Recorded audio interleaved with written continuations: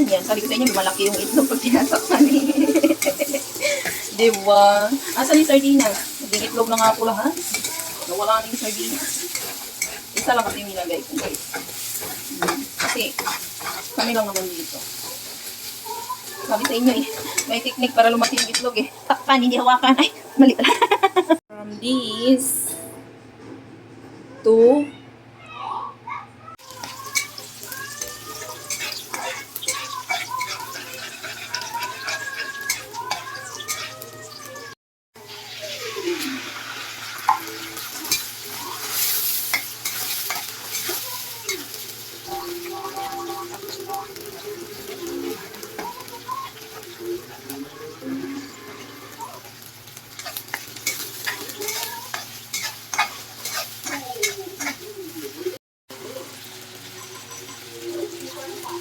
ang sarap ng almusal.